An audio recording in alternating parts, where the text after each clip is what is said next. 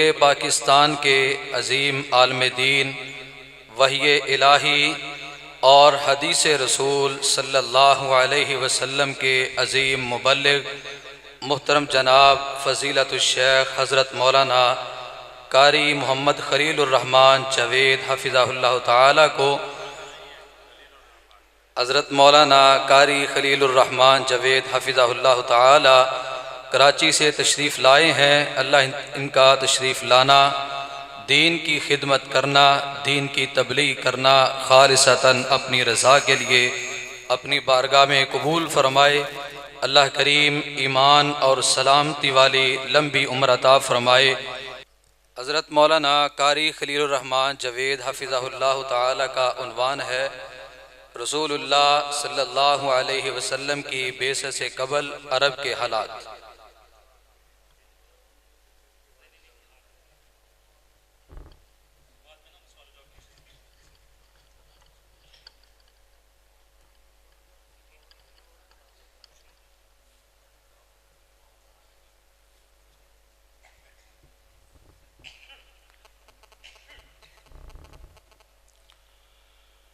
السلام علیکم ورحمۃ اللہ وبرکاتہ۔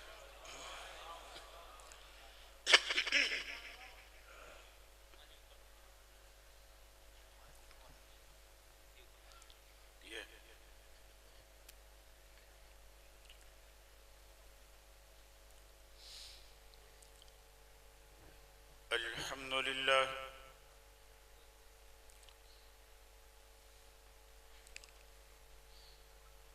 الحمد لله حمدا كثيرا كما أمر، ونشهد أن لا إله إلا الله وحده لا شريك له في الخلق والأمر،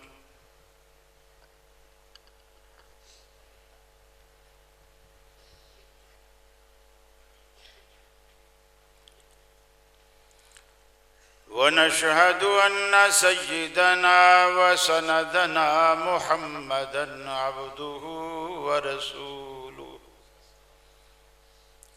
المبعوث إلى الأسود والأحمر لتتميم مكارم الأخلاق، لا يخلق نبي ولا رسول بعده ولا أمة بعد أمته ولا شريعة بعد شريعته ولا كتاب بعد كتابه، وصلى الله تعالى عليه وعلى آله وأصحابه الذين هم خلاصة العرب، الذين هم مفاتيح الرحمة ومصابيح الغرر. أعوذ بالله السميع العليم من الشيطان الرجيم. بسم الله الرحمن الرحيم. لقد من الله على المؤمنين إذ بعث فيهم رسولا، وقال الله تبارك وتعالى: وإذ أخذ ربك من بني آدم من ظهورهم ذريتهم وأشهدهم على أنفسهم ألست بربكم قالوا بلى شهدنا أن تقولوا يوم القيامة إنا كنا عن هذا غافلين.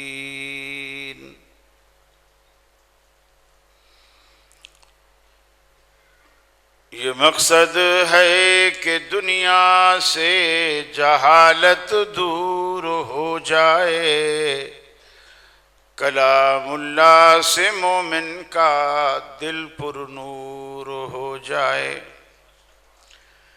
یا الہی جب تک کہ میرے جسم میں جان رہے، تجھ پہ صدقے تیرے محبوب پہ قربان رہے. میں رہوں یا نہ رہوں پر دل کی ہے یہ دعا، دین احمد اور عزت قرآن رہے۔ الہی ہم میں پھر وہ صدیق سا ایمان پیدا کر، عمر فاروق سا کوئی جری انسان پیدا کر، رگے تحریک کٹ جائے دم عثمان پیدا کر، علی المرتضی شیر خدا کی آن پیدا کر۔ واجب الاحترام علماء کرام،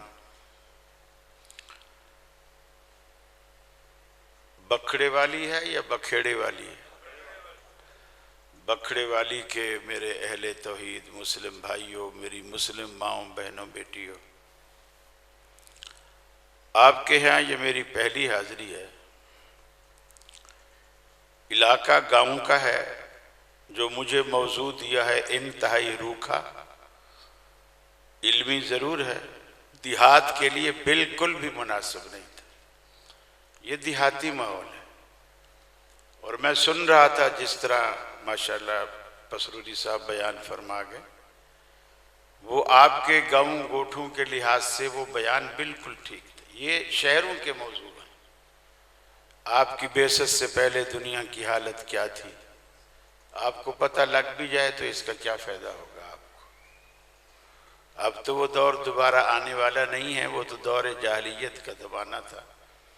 اللہ نے آپ کے آنے کے بعد اس دور کو الحمدللہ اسلام کی روشنیوں میں بدل دیا، وہ تاریکیاں چھٹ گئیں، وہ شرک، وہ سب کچھ الحمدللہ رسول اللہ صلی اللہ علیہ وسلم کی آمد سے اللہ تعالیٰ نے سب کچھ ختم کر دیا۔ بہرحال مجھے حکم ملا ہے، میں پابند ہوں اس بات کا۔ نبی کریم صلی اللہ علیہ وسلم کے تشریف لانے سے پہلے جو زمانہ گزرا ہے اسے دور جاہلیت کہتے ہیں۔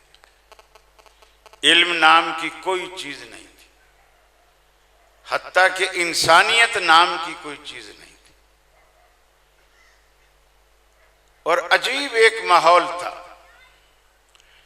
دشمنیاں عروج پر تھی، اور یہ نہیں کہ بھئی کوئی لاکھوں کروڑوں کے کاروبار میں جھگڑے ہو جاتے تو لڑائیاں ہوتی۔ مولانا حالی نے کہا کہیں پانی پینے پلانے پہ جھگڑا، کہیں گھوڑا آگے لے جانے پہ جھگڑا۔ اب ایک چودھری جا رہا ہے، دوسرا غریب بندہ ہے، دونوں گھوڑے پہ ہیں، اور غریب آدمی کا گھوڑا چودھری کے گھوڑے سے آگے نکل گیا، لڑائی شروع۔ تیری یہ مجال، جیسے آج کل آپ تھانے دار کی گاڑی سے اپنی گاڑی کچے پہ آگے نکال کے دیکھیں، بالکل ایسے۔ پھر کسی غریب کے گھوڑے نے پانی پینے والی جگہ سے پانی پہلے پی لیا، اور امیر آدمی کا گھوڑا بعد میں آیا، تو لڑائی شروع۔ پھر یہ لڑائیاں نسلوں میں رہتی، وہ ایک پیڑھی ختم ہو جاتی، پھر دوسری، پھر تیسری۔ اور کمال دیکھیے توحید کا کہ جو ایک دوسرے کے خون کے پیاسے تھے،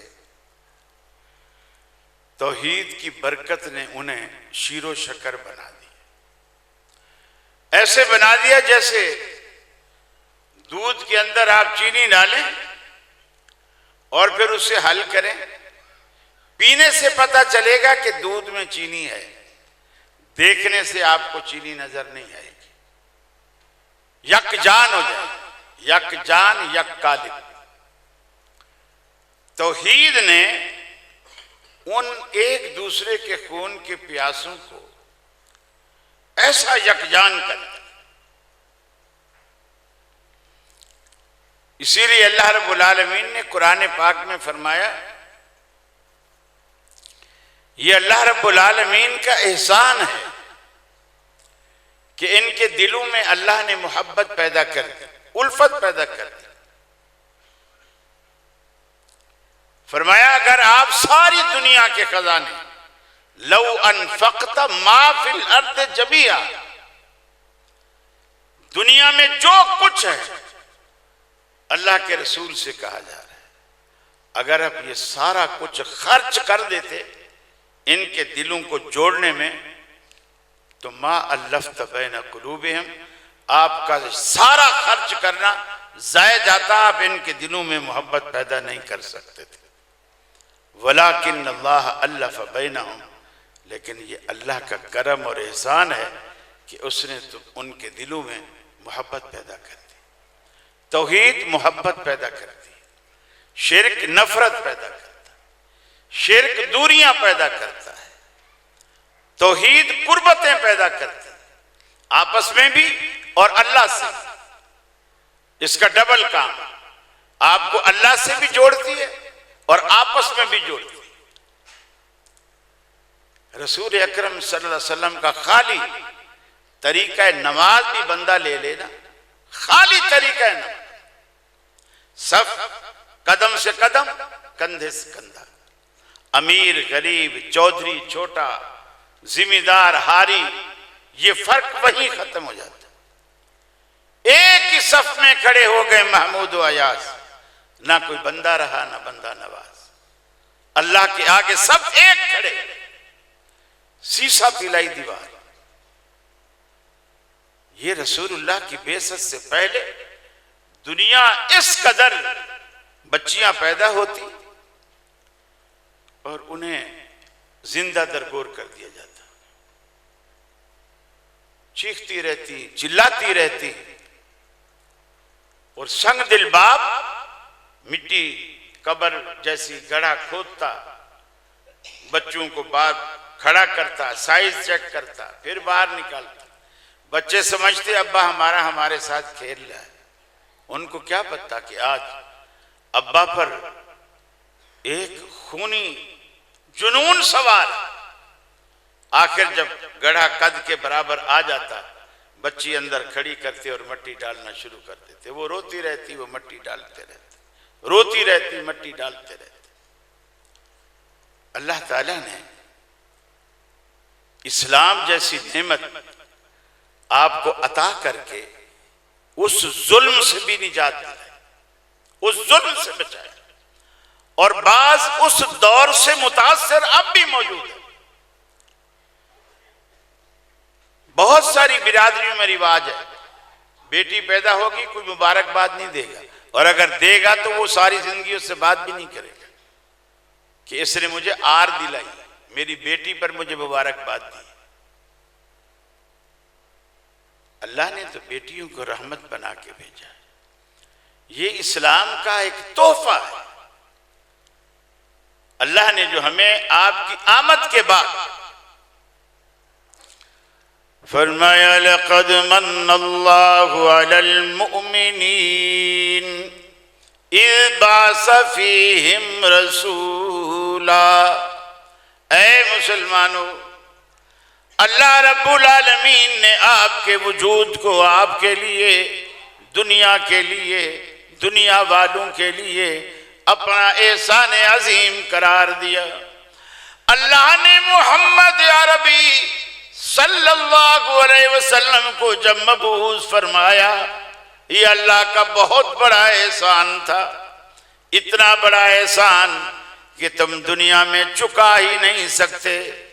اذ بعث فیہم رسولا من انفسہم یتلو علیہم آیاتہ ویزکیہم ویعلمہم الکتاب والحکمہ، ایسا پیغمبر ہم نے بھیجا جو تم پر اللہ کی آیات پڑھ کر سناتا ہے، اللہ کی آیات تمہیں سناتا ہے، تمہارا تزکیہ کرتا ہے، تمہارے دلوں کے زنگ اتارتا ہے، کفر کو نکالتا ہے، شرک کو مٹاتا ہے، توحید کا بوٹا تمہارے دلوں میں لگاتا ہے۔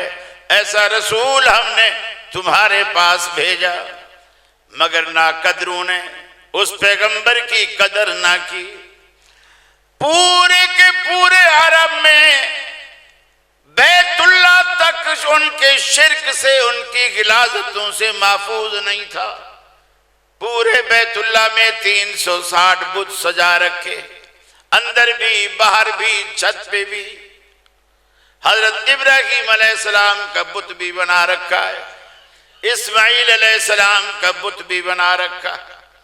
حالانکہ قرآن میں اللہ رب العالمین فرماتا ہے وَاذْكُرْ فِي الْكِتَابِ إِبْرَاهِيمَ، اے محبوب قرآن کے آئینہ میں کبھی کبھی ابراہیم علیہ السلام کی سیرت کی جھلک بھی دیکھ لیا کیجئے، ان کے حسن و جمال کو بھی دیکھ لیا کیجئے۔ وَاذْكُرْ فِي الْكِتَابِ إِبْرَاهِيمَ إِنَّهُ كَانَ صِدِّيقًا نَبِيًّا، وہ تو ہمارے سچے پیغمبر تھے جس نے دعوت توحید دیتے ہوئے سب سے پہلے اپنے گھر سے، اپنے باپ سے آغاز کیا۔ آج مولوی دعوت کی تبلیغ کا انداز ان کو دیکھیے، اپنے گھر میں کچھ بھی ہو اس کی پرواہ نہیں۔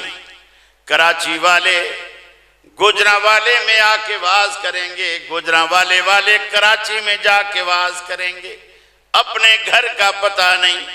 ابراہیم علیہ السلام اپنے باپ کو مخاطب کر کے سوالی انداز میں تبلیغ فرماتے ہیں یا ابتی لا تعبد الشیطان، ابا جی شیطان کی پوجا نہیں کرو۔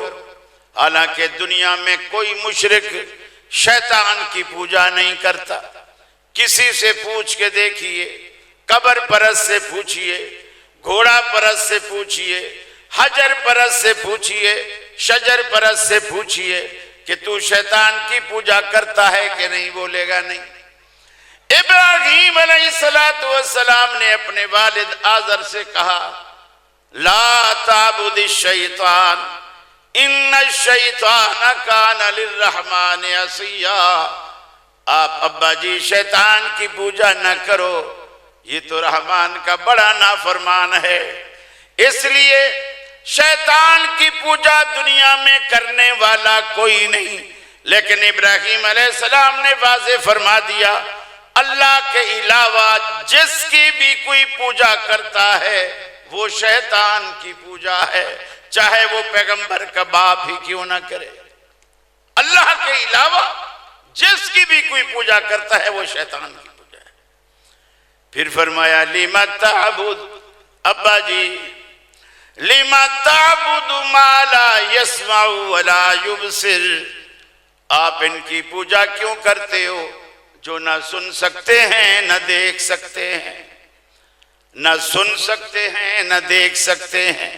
لِمَ تَعْبُدُ مَا لَا يَسْمَعُ وَلَا يُبْصِرُ وَلَا يُغْنِي عَنْكَ شَيْئًا، آپ کو کسی چیز سے بے نیاز بھی نہیں کر سکتے، آپ کی کوئی ضرورت بھی پوری نہیں کر سکتے، آپ کی کوئی حاجت روائی بھی نہیں کر سکتے، دیکھ بھی نہیں سکتے، سن بھی نہیں سکتے، آپ انہیں کیوں پکارتے، کیوں پوجا کرتے ہو؟ پھر دعوت دیتے ہوئے فرمایا یا ابتی انی قد جاءنی من العلم، میں اللہ کا پیغمبر ہوں، اگرچہ تیرا بیٹا ہوں، اگرچہ تو میرا باپ ہے، عمر میں بڑا ہے، میں عمر میں چھوٹا ہوں، چھوٹے کو بڑے کی بات ماننی چاہیے، بڑے کے پیچھے چلنا چاہیے، لیکن یہاں معاملہ الٹ ہے۔ آپ میرے باپ ہیں، بے شک باپ ہیں، لیکن آپ میرے پیچھے چلیں، میری بات مانیں، اگرچہ میں تمہارا بیٹا ہوں، کیوں ایسا کیوں کروں کہ میں تمہاری لیڈ کروں، تم میری قیادت اختیار کرو، میرے پیچھے پیچھے چلو۔ انی قد جاءنی من العلم، اس لیے کہ اللہ رب العالمین نے مجھے ایسا علم عطا کیا ہے جسے علم وحی کہتے ہیں، ما لم یاتک، جو اللہ نے آپ کو نہیں دیا۔ فاتبعنی اہدیک صراطا سویا، آپ ابا جی باپ ہونے کے باوجود میرے پیچھے پیچھے چلیے، میں آپ کو جنت والے جرنیلی راستے پر لے کے چلوں گا۔ اہدیکا صراطا سویا، سیدھے راستے پر آپ کو لے چلوں گا۔ گویا سیدھا راستہ پیغمبر علیہ السلام کی پیروی میں، ان کے نقش قدم میں چلنے سے اللہ رب العالمین وہ سیدھا راستہ عطا کرتا ہے۔ اور دور جاہلیت میں آپ دیکھیے، بیت اللہ کو جب بھر رکھا تھا، اللہ کے رسول پر ظلم و ستم، صحابہ پر ظلم و ستم، اور ایک نکتہ اور بھی سمجھتے جائیے۔ اکثر لوگ ہمیں کہتے ہیں میاں محبت کی بات کیا کرو، نفرت کی بات نہ کرو، لڑائی کی بات نہ کرو، جھگڑے کی بات نہ کرو، ایسی بات کرو بس اپنا مذہب چھوڑو نہیں، دوسرے کا چھیڑو نہیں۔ نماز پڑھنی ہے اللہ کی پڑھنی ہے، جہاں چاہو پڑھ لو، جس کے پیچھے چاہو پڑھ لو، جیسے چاہو پڑھ لو، قبول تو اللہ نے کرنی ہے، مولوی نے تھوڑی قبول کرنی ہے۔ یہ اتنا جہالت والا نظریہ ہے۔ مجھے بتائیے، رسول اللہ صلی اللہ علیہ وسلم کی زبان سے میٹھی زبان دنیا میں کسی کی ہو سکتی ہے؟ نہ وہابیوں کی اور نہ غیر وہابیوں کی، ٹھیک؟ اللہ کے رسول جیسی میٹھی زبان کسی کی نہیں۔ پھر رسول اکرم صلی اللہ علیہ وسلم جس حکیمانہ انداز میں واز کر سکتے تھے، ہم ان سے بہتر واز کر سکتے ہیں؟ پھر رسول اکرم صلی اللہ علیہ وسلم جو معلم اخلاق بن کر آئے، ان کا اخلاق جس طرح اعلیٰ درجے کا تھا، ہمارے اخلاق اعلیٰ درجے تو بہت دور کی بات ہے، ان کے برابر بھی ہو سکتے ہیں؟ نہیں۔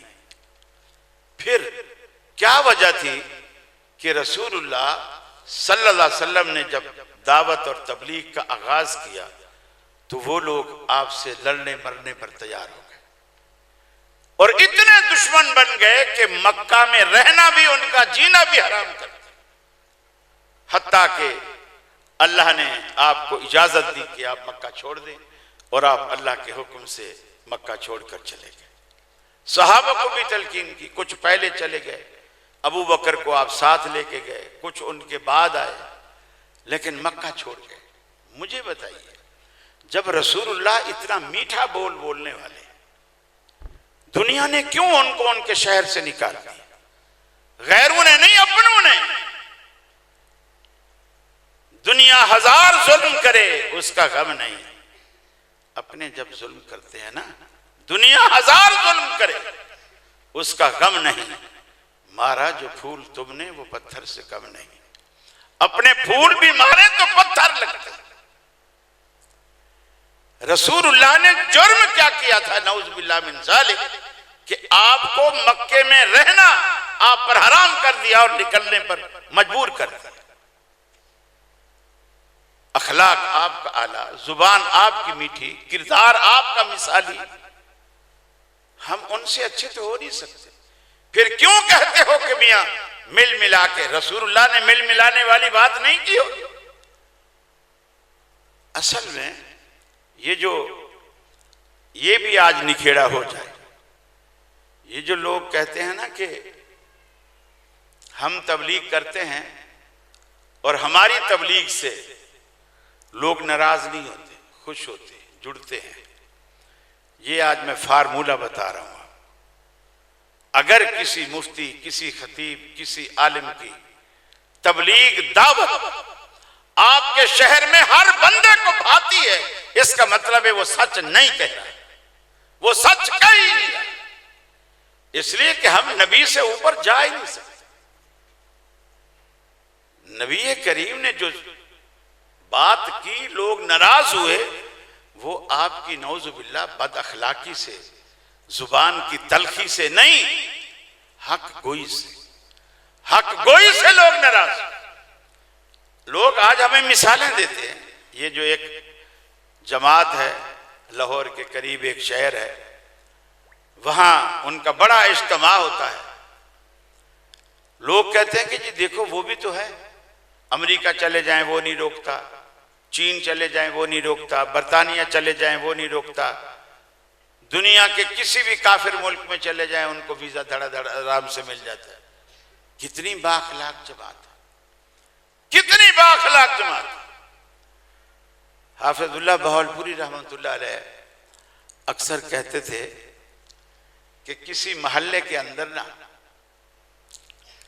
سب کے ہاں لڑکیاں، لڑکا کوئی نہ، سب کے ہاں لڑکیاں، کسی کی 2، کسی کی 3، کسی کی 4، کوئی چھوٹی کوئی بڑی کوئی جوان، لیکن پورا محلہ بے فکر ہوتا ہے، سب کے ہاں بیٹی ہیں، بیٹا ہے ہی نہیں کسی کا۔ پھر اگر کانوں کان کہیں خبر پڑ جائے کہ فلانے گھر میں، فلاں گلی میں، کونے والا جو گھر ہے وہاں لڑکا پیدا ہوا ہے، سب کے کان کھڑے ہو جاتے ہیں کہ میاں اب محلے میں لڑکا بھی پیدا ہو گیا، اب بچیوں کو باہر نہیں نکلنے دینا، اکیلے نہیں جانے دینا، گلیوں میں نہیں کھیلنے دینا، اب ان کو گھر میں رکھنا۔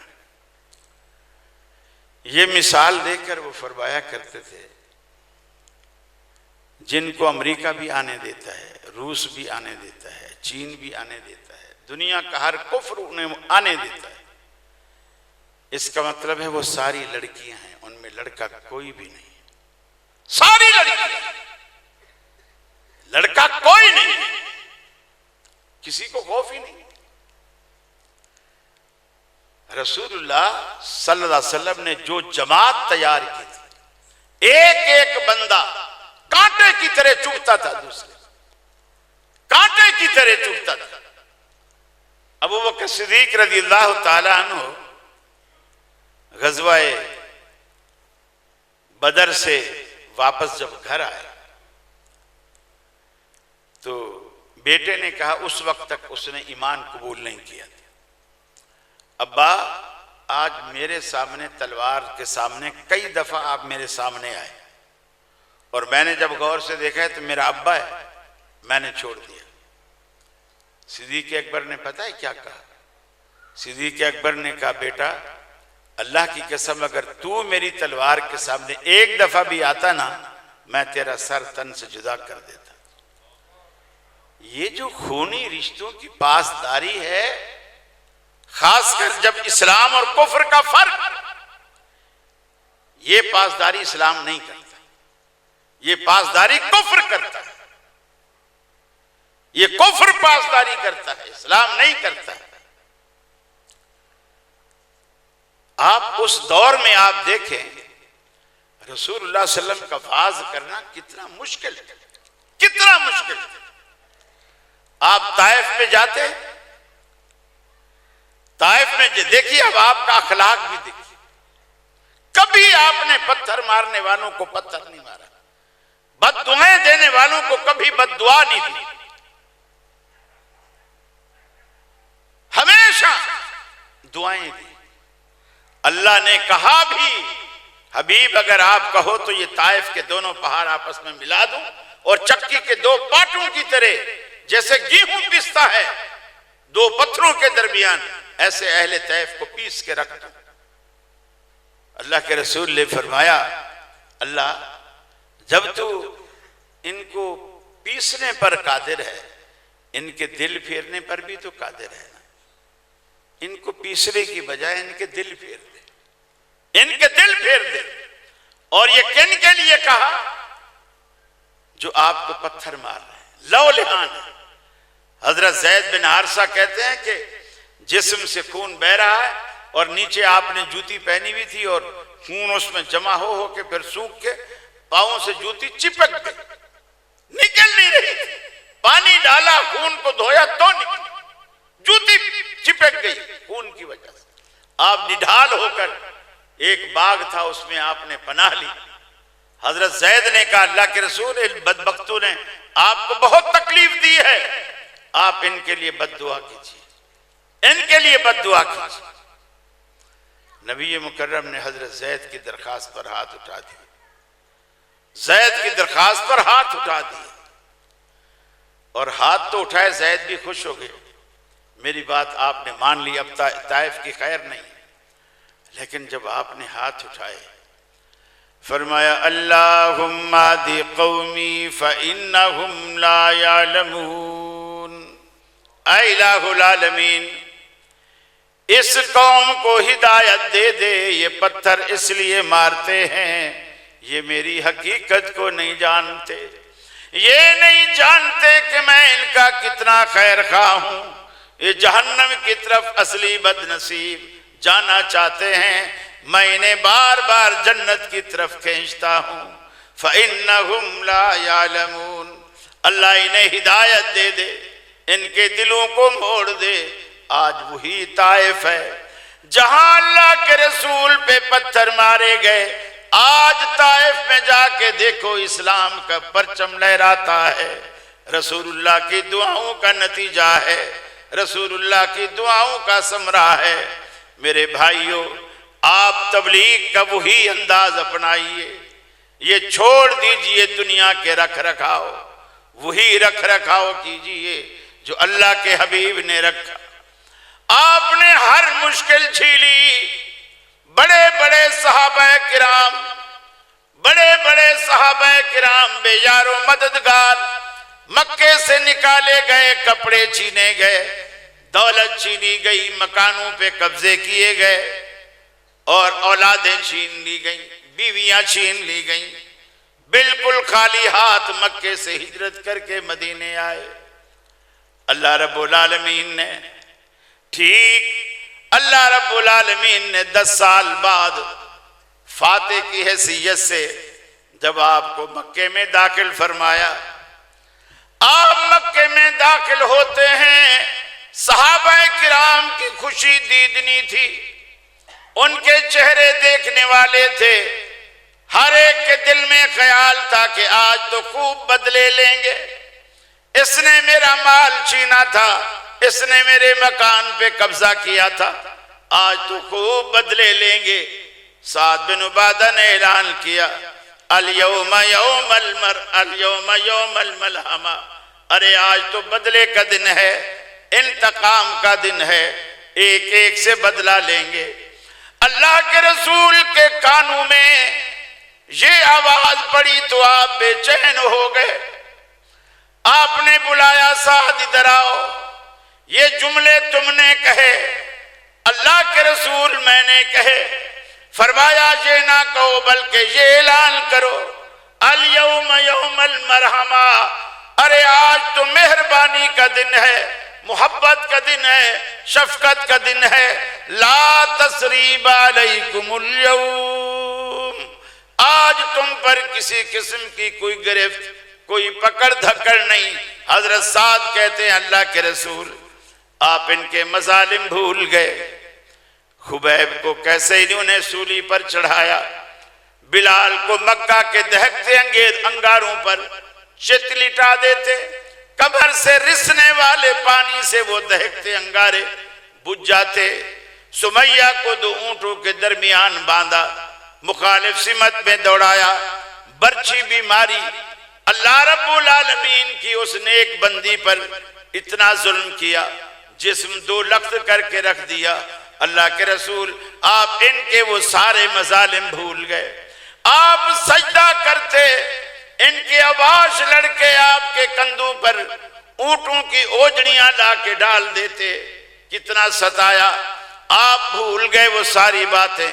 آپ نے فرمایا نہیں، میں بھولا نہیں، مجھے آج بھی ایسے یاد ہیں جیسے کل کی نہیں بلکہ آج کی بات ہو، مگر اپنے اپنے ظرف کی بات ہے، یہ بھی مجبور ہیں، میں بھی مجبور ہوں، یہ ستانے کے عادی ہیں، میں معاف کرنے کا عادی ہوں، اپنے اپنے ظرف کی بات ہے۔ اہل حدیثوں یہ ظرف اپنے اندر پیدا کرو، آپ دوسروں کو تو معاف کرتے ہو، اپنوں کے لیے تو آپ ایسے ننگی تلوار بن جاتے ہو۔ آج یہ جو ہماری اہل حدیثوں کی جو مختلف تنظیمیں ہیں، مجھے بتائیے کیا ہم سب کا قائد محمد رسول اللہ نہیں ہے؟ ہم سب کا قبلہ بیت اللہ نہیں ہے؟ ہم سب کا رب عرش والا رب نہیں ہے؟ پھر ہم 2 اور 3 اور 4 کیوں ہیں؟ میری اس کے پیچھے نماز، ہاں عقیدہ الگ ہو، ایک مشرک ہے ایک موحد ہے، وہ بات الگ ہے، لیکن اگر تینوں چاروں موحد ہیں اور تینوں چاروں کا قائد محمد رسول اللہ ہے، پھر ہم یہ جدا جدا کیوں ہیں؟ خدا کے لیے اپنی صفوں میں اتحاد پیدا کیجیے، شیطان کو گھسنے نہ دیجیے، اپنوں کو جانے نہ دیجیے، اپنی صفوں میں اتحاد پیدا کیجیے، محبت پیدا کیجیے۔ دیکھیے 2 طرح کی عادتیں ہوتی ہیں، ایک عادت ہوتی ہے اچھی، ایک ہوتی ہے بری۔ ابراہیم بن آدم ایک بادشاہ گزرا ہے اور بڑا نیک آدمی تھا، اس کے بارے میں مشہور ہے کہ حوض کے کنارے، ندی کے کنارے بیٹھا وضو کر رہا تھا، تو جہاں بیٹھا تھا وضو کرتے ہوئے تو وہیں دیوار کی اینٹوں میں جو جھریاں ہوتی ہیں اس میں سے کوئی بچھو تھا، وہ اس میں سے نکلا تو پانی میں گر پڑا۔ اب بچھو تیرنا نہیں جانتا، وہ ڈوبنے لگا۔ ابراہیم بن آدم نے اس کو نیچے سے ہاتھ ڈال کے اس کو باہر نکالنے کی کوشش کی، جیسے اس کو ہاتھ لگایا تو اس نے ڈنگ مار دیا، اس کو تکلیف ہوئی، اس نے پھر اس کو چھوڑ دیا، پانی میں گرا دیا، لیکن جب ڈوبنے لگا پھر ترس آ گیا، پھر اٹھانے لگا، اس نے پھر ڈس لی۔ برابر میں جو وزیر کھڑا تھا اس نے کہا بادشاہ سلامت، آپ بھی عجیب آدمی ہو، دیکھ نہیں رہے کہ وہ بار بار آپ کو ڈس رہا ہے حالانکہ آپ اس کی جان بچانا چاہ رہے ہو، چھوڑو مرنے دو اس کو، وہ آپ کو بار بار ڈسے جا رہا ہے۔ ابراہیم بن آدم وزیر سے کہنے لگے واہ کیا تیری عقل ہے، تو دیکھ نہیں رہا وہ بچھو ہو کر اپنی گندی عادت نہیں چھوڑ رہا، اور میں مسلمان ہو کر اپنی اچھی عادت چھوڑ دوں؟ اہل حدیثوں اپنے اندر وہ ظرف پیدا کر، یہ ہے وہ اصل نبی کا اخلاق جسے قرآن کہتا ہے رحماء بینہم، آپس میں ریشم و کم خواب، دشمن کے لیے سیسا پلائی دیوار، دشمن کے لیے سیسا پلائی دیوار۔ اور ہمارا معاملہ بالکل الٹ، بریلویوں سے ہمارے یارانے، شیعوں سے ہمارے یارانے، دشمنی ہے تو اہل حدیث سے۔ اور اب تو ایسا ظلم ہو گیا ہے کہ اہل حدیث قبضہ بھی کرے گا تو بریلویوں کی، دیوبندیوں کی، شیعوں کی مسجد نہیں، اہل حدیث کی مسجد پہ کرے گا۔ یہ عجیب تماشا ہے، خدا کے لیے اس دلدل سے باہر نکلیے، اصل دین کو پہچانیے کہ اصل دین کیا ہے، ورنہ پھر وہی حالات پیدا ہو جائیں گے جو آپ کی بعثت سے پہلے تھے، دور جاہلیت جسے کہا جاتا ہے۔ ہم اگر اس طرح کی جہالت کریں گے تو یہ دور جاہلیت ہے۔ مکے میں آپ فاتح کی حیثیت سے داخل ہوئے، کوئی خون خرابہ نہیں کی، جو آپ کے جانی دشمن تھے نا، جانی،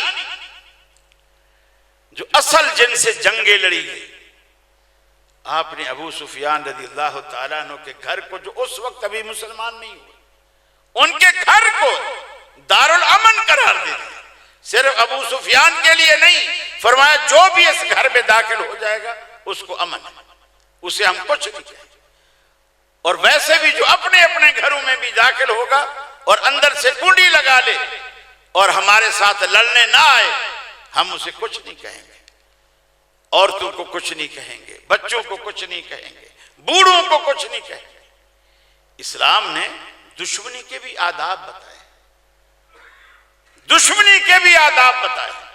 ابراہیم علیہ السلام کے پاس فرشتے آئے بیٹھے، لیکن شکل انسانی ہے، اللہ کے پیغمبر کو پتہ ہی نہیں کہ یہ فرشتے ہیں، انہیں انسان سمجھ کر بچڑا بھون کے ذبح کر کے گوشت بنا کے لیا، آگے رکھا تو وہ کھا ہی نہیں، انہیں پتہ ہی نہیں بنا ہوا گوشت ہوتا کیا ہے، وہ کوئی گجرا والا کے تھوڑی تھے، وہ تو آسمان سے آئے ہوئے فرشتے تھے، ان کو پتہ ہی نہیں تھا۔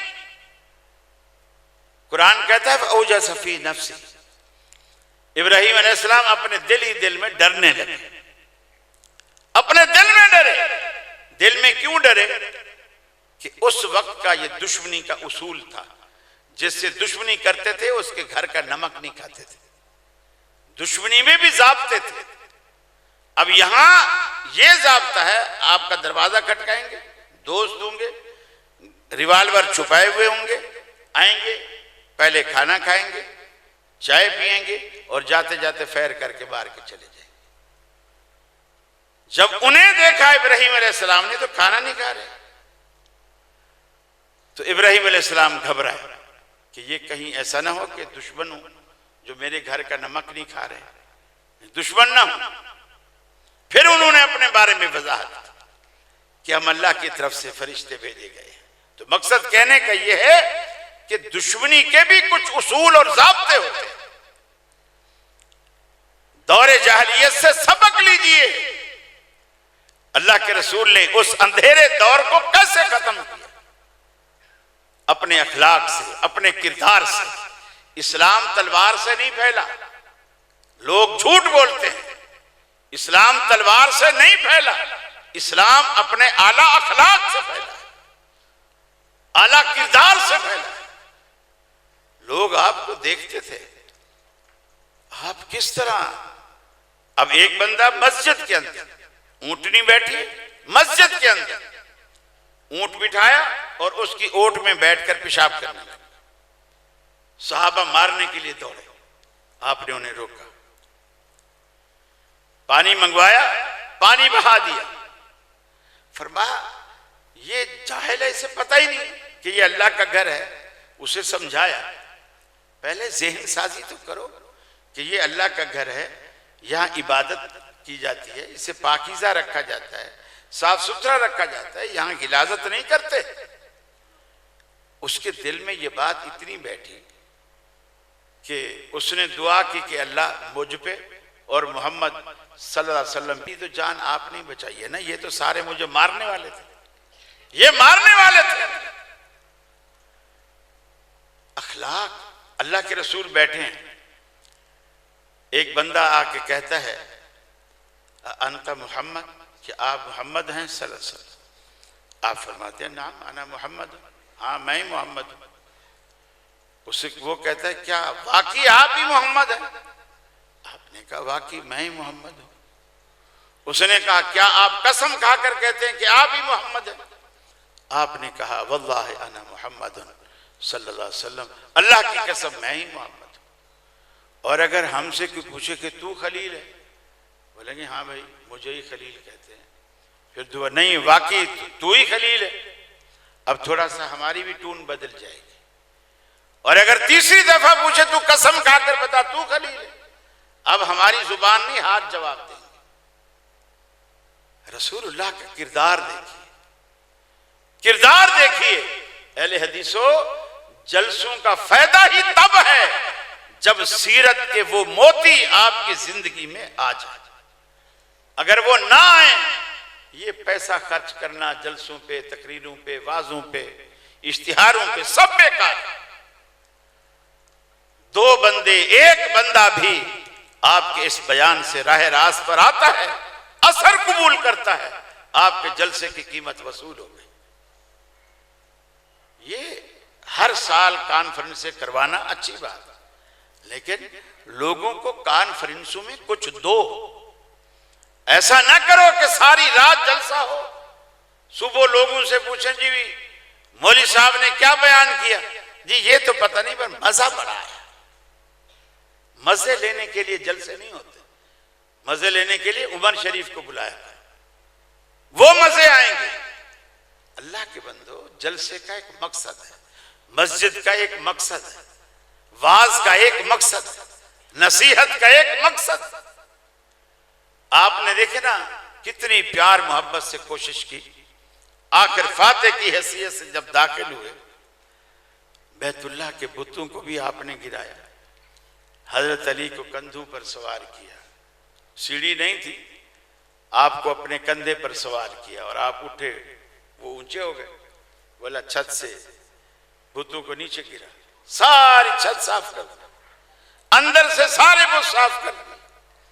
آپ پڑھتے جاتے تھے جا الحق وزہق الباطل ان الباطل کان زہوقا. حق آ گیا اور باطل دم دبا کر بھاگ گیا، اور باطل تو ہے ہی بھاگنے والا. میرے بھائیوں، ہم ایک ہی دعوت دیتے ہیں، عبادت اللہ کی کرو، طریقہ رسول اللہ کا اپناؤ. کھانے میں، پینے میں، اٹھنے میں، بیٹھنے میں، بولنے میں، تجارت میں، کاروبار میں، شادی بیاہ میں، خوشی غمی میں. ساڈا پیر محمد جیڑا آمنا دلال وے، تیرا بھی کوئی ہے تے ایسا مینوں بھی وکھال وے. ساری دنیا کو ایک ہی دعوت دیتے ہیں، چھڑ غیر نبی دی یاری نو، آ پکڑ رسول غفاری نو. او پیر تمامی پیران دا بھی ہے سردار امیران دا، رہبر کل فقیران دا کر اس دی تابعداری نو. چھڑ غیر نبی دی یاری نو، آ پکڑ رسول غفاری نو. جد دوزخ دا در کھولن گے، پہ امتاں دے دل ڈولن گے. جد دوزخ دا در کھولن گے، پہ امتاں دے دل ڈولن گے. تد نبی محمد بولن گے، تو بخشی امت ساری نو. چھڑ غیر نبی دی یاری نو، آ پکڑ رسول غفاری نو. السلام علیکم. جی دیجئے، پانی بھی دیجئے.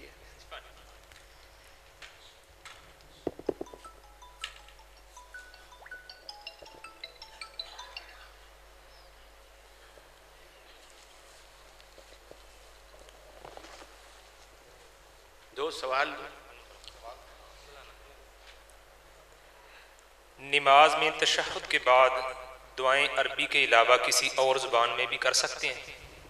سلام کے بعد تو کر سکتے ہیں، نماز کے اندر.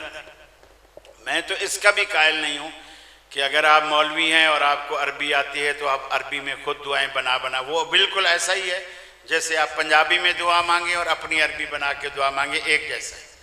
دعائیں نماز کے اندر وہی پڑھیں جو رسول اللہ سے ثابت ہے، جو رسول اللہ صلی اللہ علیہ وسلم نے پڑھی ہیں، بے شک وہ کسی اور موقع پہ پڑھی اور آپ کو وہ دعا پسند آ رہی ہے، آپ اتحیات میں درود کے بعد سلام سے پہلے آپ انہیں پڑھ سکتے ہیں. اپنی زبان میں جب آپ سلام پھیر لیں، پھر پشتو میں مانگیں، سندھی میں، بلوچی میں، جس زبان میں دل چاہے مانگیں. نماز کے اندر مسنون دعائیں ہی پڑھیں. جمعہ والے دن زوال کے وقت کی کیا حیثیت ہے؟ تمام علماء اس کے قائل ہیں.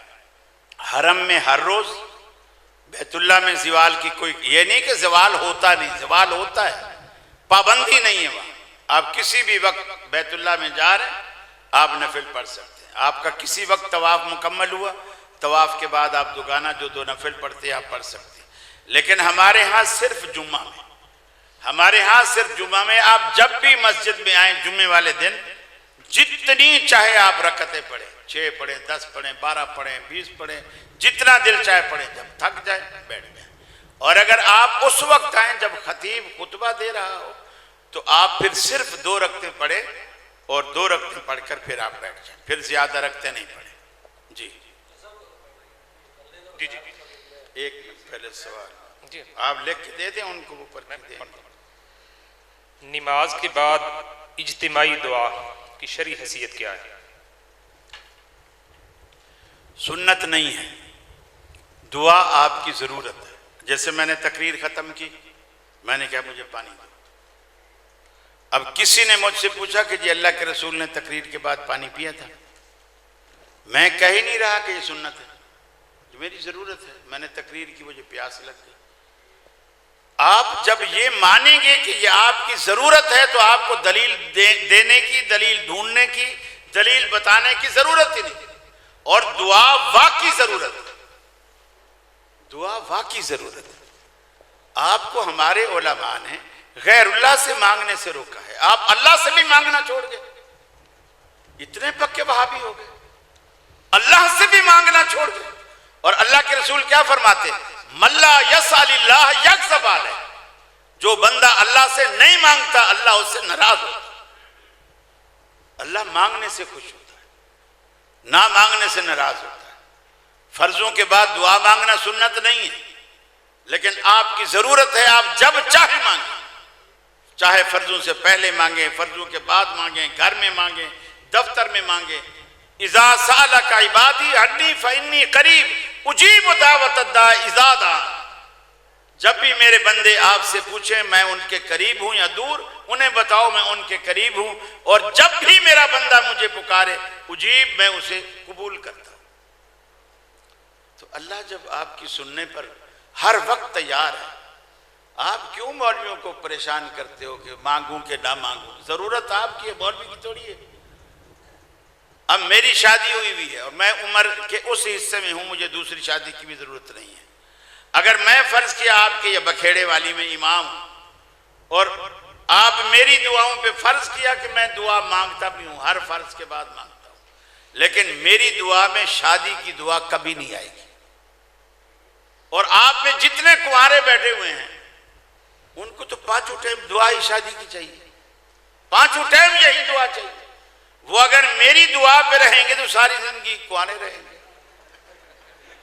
اس لیے اللہ تعالیٰ نے سلام کے بعد آپ کو امام کی پابندی سے ہٹا دیا، اب آپ آزاد ہیں، آپ کی اپنی ضرورتیں ہیں اپنے مالک کے سامنے رکھیے، امام کی اپنی ضرورتیں ہیں وہ مالک کے سامنے رکھے، آپ اپنی اپنی ضرورت رکھو۔ اور اللہ کے حبیب کہتے ہیں اگر ساری دنیا میدان میں جمع ہو جائے، لو ان اولکم وآخرکم وانسکم وجنکم، تمہارے پچھلے تمہارے پہلے موجودہ جن انسان سارے، اور سارے کے سارے اپنی الگ الگ ضرورت اللہ کے آگے رکھیں اور اللہ ہر بندے کی ضرورت الگ الگ پوری کرے، تو اس کے خزانے میں ضرورتیں پوری کرنے کے بعد بھی اتنی کمی نہیں آتی، جتنا سوئی کو پانی میں ڈبوو اور پھر نکالو تو جتنا پانی اس کو لگ جاتا ہے اللہ کے خزانے میں اتنی بھی کمی نہیں آتی۔ آپ مانگ کے تو دیکھو، آپ لوگوں نے مانگنا چھوڑ دیا، یقین مانیے رب نے بھی آپ کو دینا چھوڑ دیا۔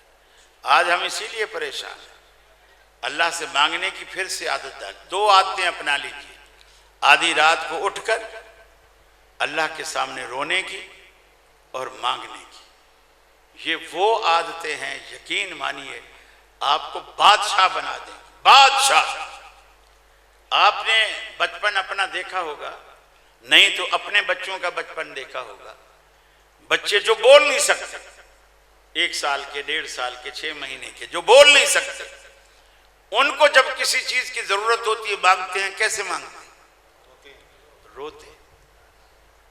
اور ان کا یہ بھی نہیں کہ پیاس لگی ہے تو الگ دوسرے طریقے سے روئیں، دودھ چاہیے تو دوسرے طریقے سے روئیں، کپڑوں میں پیشاب کیا ہوا ہے تو دوسرے طریقے، ایک ہی طریقے سے روتے ہیں۔ انگریز کا بچہ، عربی کا بچہ، آدمی کا بچہ، سندھی، بلوچی، پنجابی، سب کے بچے ایک ہی جیسا روتے ہیں، لیکن ان کے ماں باپ کی یہ ذمہ داری اللہ نے لگا دی کہ تم خود پتہ لگاؤ کہ یہ بچہ کیوں رو رہا ہے۔ وہ تلاش کرتے ہیں، کبھی کپڑا چیک کریں گے، اچھا ہاں یہ گیلا ہے، کپڑے بدل لیتے ہیں، بچہ چپ ہو جاتا ہے۔ ماں دودھ لگا کے دیکھتی ہے، بچہ چپ ہو جاتا ہے، اچھا یہ بھوکا تھا اس وجہ سے رو رہا ہے۔ اللہ کہتا ہے میرے بندے، جب تو بول نہیں سکتا تھا، تو صرف روتا تھا، ہم تیری ساری ضرورتیں تیرے رونے سے پوری کرتے تھے۔ آج تو بڑا ہو گیا، تو نے رونا چھوڑ دیا، ہم نے دینا چھوڑ دیا۔ یہ رونے کی عادت پھر سے ڈالو، پھر سے رونے کی عادت ڈالو، لیکن مزاروں پہ جا کے نہیں، بیگم کے آگے نہیں، اللہ کے آگے رو۔ پھر دیکھو کہ وہ آپ کے آنسو اپنے دامن رحمت سے پوچھے گا، آپ کے وارے نیارے ہو جائیں گے، آپ کسی کے محتاج نہیں رہیں گے۔ آپ کے پاس تو دعا اتنا بڑا ہتھیار ہے، الدعاء سلاح المومن، مومن کا ہتھیار ہے دعا۔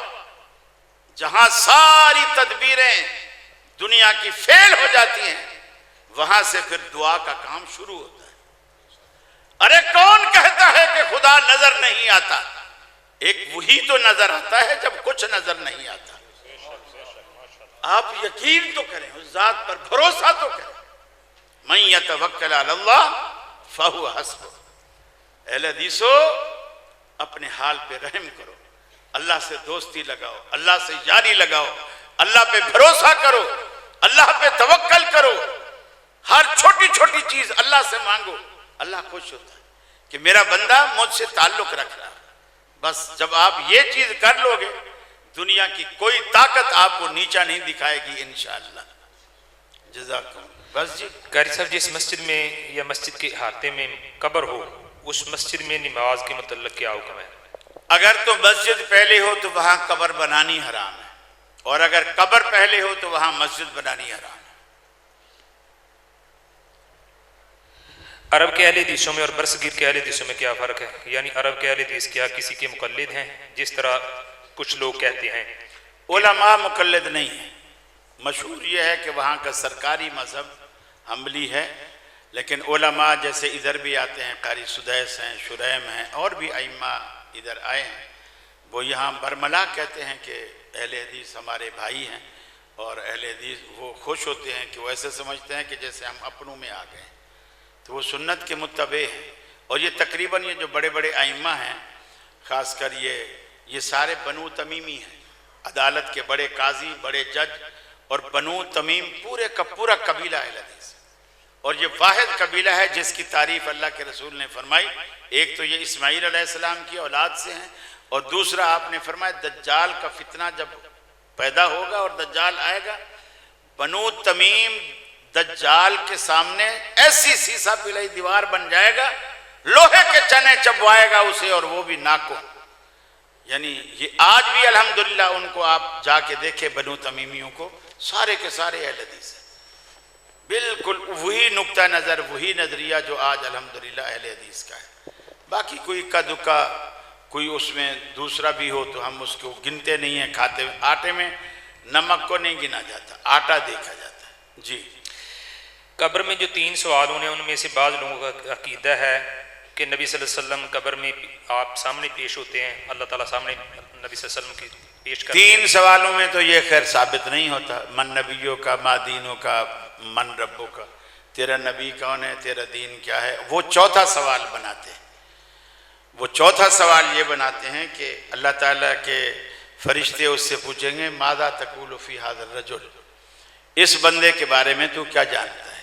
تو وہ کہتے ہیں ھذا اشارہ قریب کا ہے، تو اس کا مطلب ہے حضور قبر میں پہنچیں گے اور فرشتے ان کو میت کے سامنے کریں گے اور میت سے پوچھیں گے یہ کون ہے۔ اگر ایسا ہو بھی نا، اگر ایسا ہو تو صحابی کے علاوہ کوئی پاس ہو ہی نہیں سکتا۔ ہم نے تو عشاء پڑھو میں نے بٹھا دیا، ہون تک تارے سارے سوال نہیں کیا، ہون اجے وہ میرا انتظار کر دے بیٹھے، میں نے خود شرم آ رہی ہے کہ میرے پیچھے بھائی بیٹھے نے اور میں انہاں دا وقت لئی جانا۔ تو یہ کانفرنس میں اس طرح نہیں اور نہ کانفرنس میں مسئلہ سمجھایا جانا ہے، سمجھایا مسئلہ در سے نہیں جاتا ہے، کلا بندہ ہوئے بس۔ قرصہ نماز سے قبل کسی بھی الفاظ میں نیت کرنا، اس کی کیا حیثیت ہے؟ یعنی پنجابی میں نیت کرنا یا اردو میں نیت کرنا نماز کی؟ نیت اصل میں دل کے ارادے کرنا، زبان سے جو کچھ آپ کہتے ہیں یہ قول ہے، دل میں جو آپ ارادہ رکھتے ہیں، مثلا گھر سے آپ وضو کر کے نکلے تو یہ آپ کی نیت ہے کہ جی آپ نماز پڑھنے جائیں۔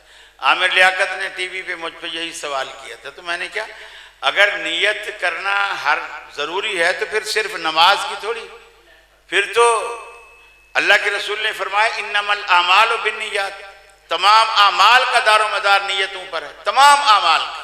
تو میں نے کہا وضو بھی ایک عمل ہے، آپ وضو سے پہلے بھی زبان سے نیت کرو، نیت کرتا ہوں میں وضو کی، ٹوٹی ہے پیتل کی، پانی ہے کھارا، منہ میرا مشرق ہو، پھر بسم اللہ پڑھ کے آپ وضو کرو۔ صرف نماز کی نیت کیا ہو، پھر ہر چیز کی نیت کرو۔